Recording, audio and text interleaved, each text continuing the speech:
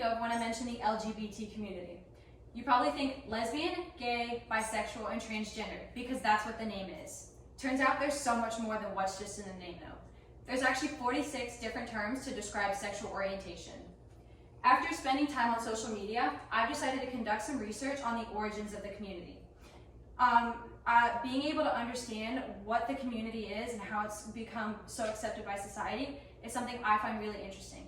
Nobody in my audience today is part of the community, but being able to shed light on them after Pride Month will help understand why the month is so popular and what people have had to face in order to be themselves.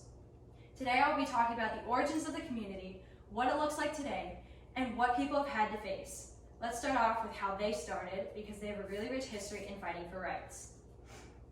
Gay movements were unsuccessful until the Stonewall Riot, which occurred on June 28, 1969. The Stonewall Inn was a gay bar often raided by police. Gays would often be punished with fines or imprisonment. One day after a raid, many people were angered rather than trying to flee, which just started the riot. Marsha P. Johnson, who is identified as a drag queen, threw the first stone at the police, starting the riot.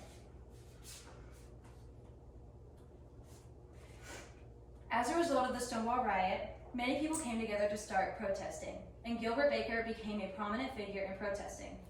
The 8 colors of the flag were created, each to have their own meaning. Pink stood for sexuality, red stood for life, orange for healing, yellow for sun, green for nature, turquoise for art, indigo for harmony, and purple for spirit.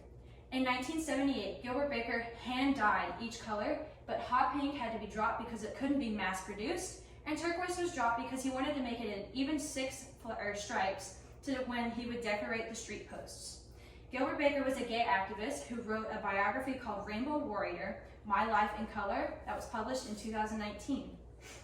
We've seen the community in the past, let's look at them today.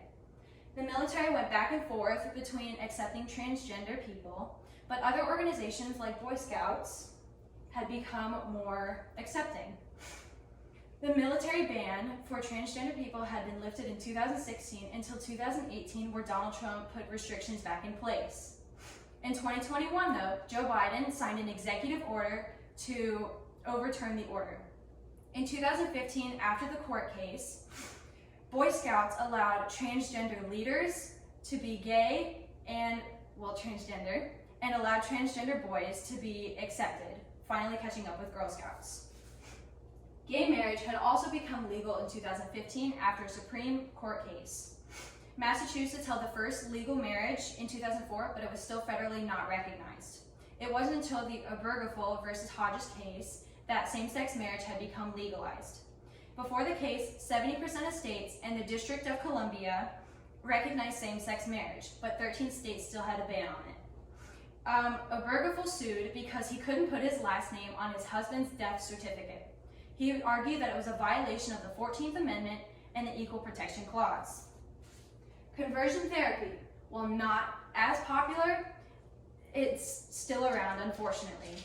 Conversion therapy is an attempt to change someone's sexuality, gender expression, or gender identity. Many organizations have tried to change their name to avoid detection.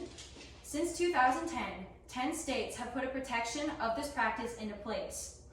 The number of medium to high states with equality has raised dramatically from 6% to 46% in those 10 years.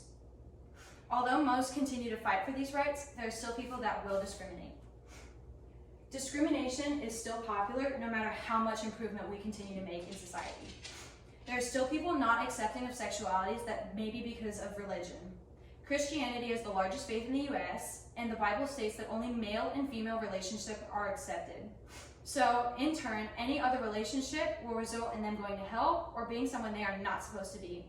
Other religions that practice this faith or practice this idea are Mormon, Catholicism, and Judaism. Because of this hatred, physical and emotional trauma has grown within the community. Many have insecurities, PTSD symptoms, or dissociative symptoms.